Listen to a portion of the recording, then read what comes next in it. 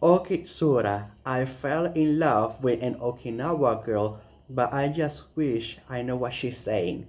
12 episodes, romance, school, comedy, and a manga adaptation. Now, in this one, we have our main character Nakamura, who just moved to Okinawa and started the new school year, and he managed, well, not managed, he developed a crush for one of his classmates called Hina. Hina is the one with the straight black hair. Now, Hina is a completely adorable, innocent, pure, and very knowledgeable about Okinawa. Most of the time, she's the one that's teaching Nakamura about Okinawa. But the problem is that Hina has a super heavy Okinawa dialect, accent dialect, and 90, I would say 95% of the time, Nakamura has absolutely no idea what she's saying. But that's where it comes our other main character, Kana, who Kana, whatever Hina says, Kana translated to Nakamura, but that's just a front because in reality, Kana has a crush on Nakamura, and she's doing the whole translation thing just so she can get closer to him. Now, technically, this is a type of love triangle, but do not worry. Throughout the entire 12 episodes, the interaction between the three of them remains super sweet, adorable, and enjoyable to watch. There's absolutely no romance drama. There's no, oh, I'm in love with him, but he's in love with you. Friendship almost breaking apart. None of that.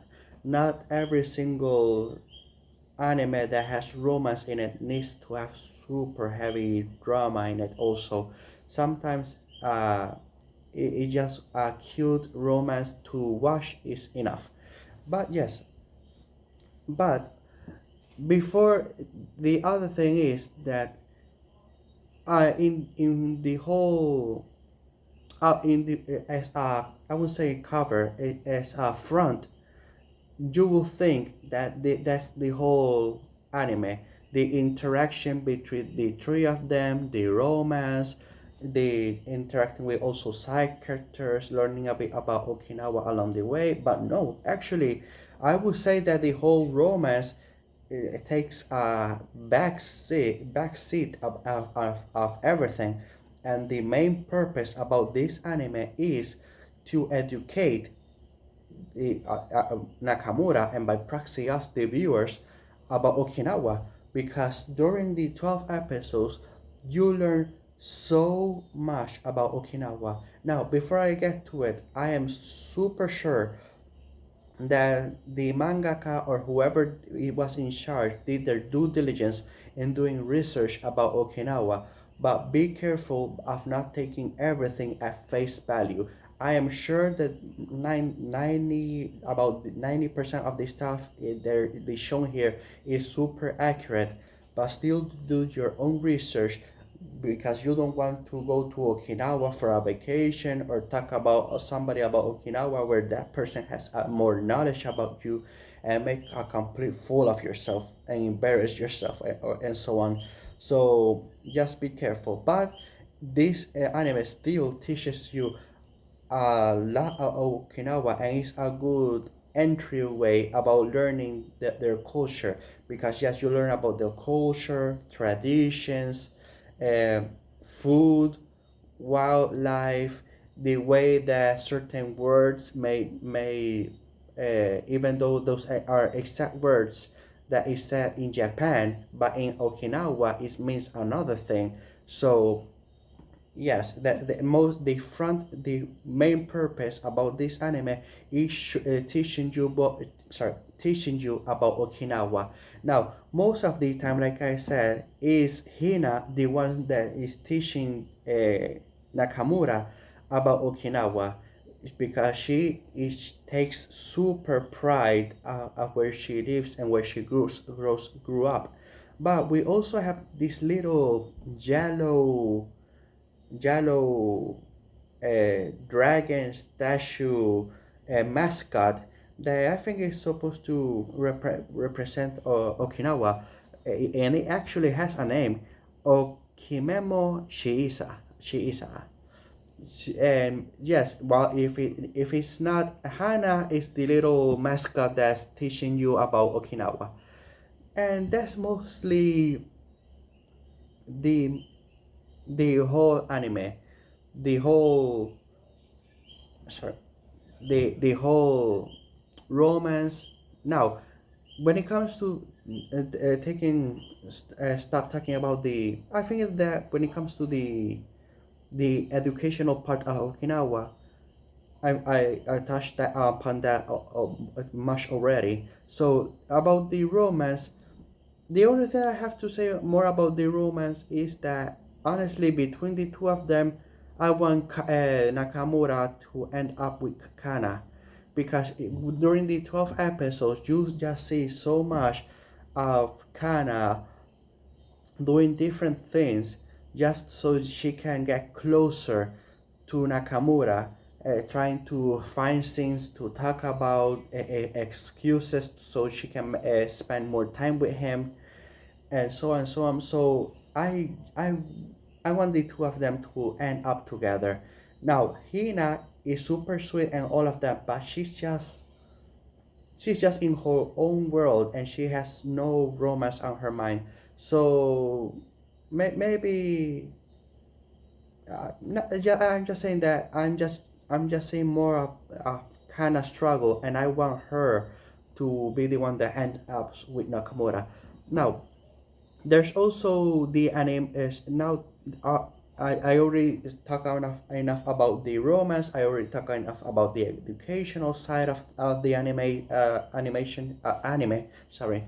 Now, let's talk about a little bit of the side characters. There's only two side characters that I think are worth mentioning. We have Susu Higa, who is the little sister of Kana, and she's just an adorable gremlin to watch. She's always pulling up pranks. She also manipulating her sister, throwing out tantrums just to get her own way. But she does it in a not in an annoying way, but in an actual cute and adorable way that makes you laugh when she does it. And we also have our other side character that is very prominent, and it's called Jaye. Jaye. I'm sure that I'm not pronouncing that right. Now, Jaye noticed that Kana is in love with Nakamura, and she is also a huge, either she's also a supporter about the romance between her towards him, but she's also a troll because she also likes to do a lot of stuff to get the two of them together, and also make her embarrassed along the way, and she just has a kick of watching her embarrassed expression. So she does a lot of stuff also that makes you want to laugh.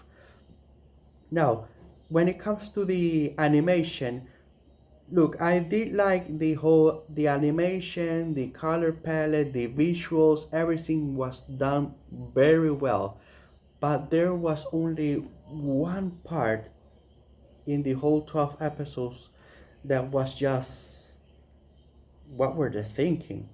Because they used 3D models in and there was a festival, and they were using, when the 3D models, when they were used singing, dancing, doing the whole routine, and those 3D models look awful in so many ways. Those look like PS2 graphics, and I'm not saying that lightly, because people like to frown the PS2, PS3, two. Sometimes they overreact. No, this is not overreaction.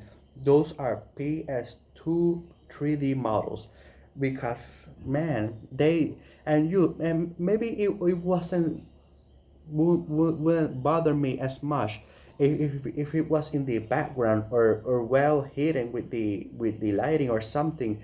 But no, those 3D models were up front and prominent for about almost a whole minute, and it was not pretty to watch.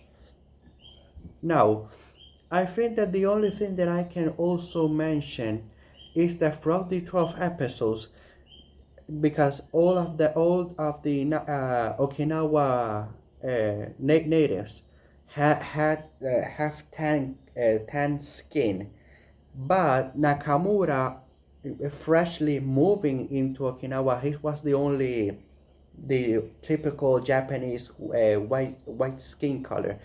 But you could also see that throughout the episodes, he was getting tanner and tanner and tanner.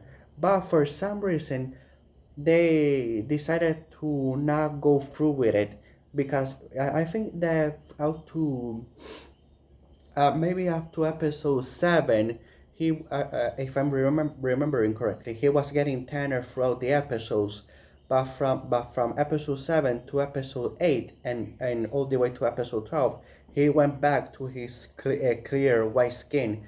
And in some ways I do get it, that he being also tan, just like the other characters, he won't stand out as the main character. But if you're not going to go through with something, don't start it. So if you so maybe they just wanted to mention that, oh, you're it didn't bother me because I get the reason why they have to revert back and give him his white skin back so he can stand out as a main character. But don't start something that you're not gonna finish. Is what I'm going to say and leave it at that. Now, I think that I already said my piece with this anime, so I'm going to stop here and give this one a score of an 8, an 8 out of 10. Now, the 3D PS2 models awful to watch? Yes, but it wasn't enough to it wasn't that disgusting enough to make me give it a lower score. I still throughout the 12 episode anime, I still learn a lot about Okinawa. The interaction between the characters between each other and the side characters was super wholesome, sweet throughout everything. So I was very entertained. I had a lot of fun with this anime. That's why I gave it a 8 out of 10. So I'm just gonna leave it here. So have a good day, have a good night, wherever you're from. See you next video.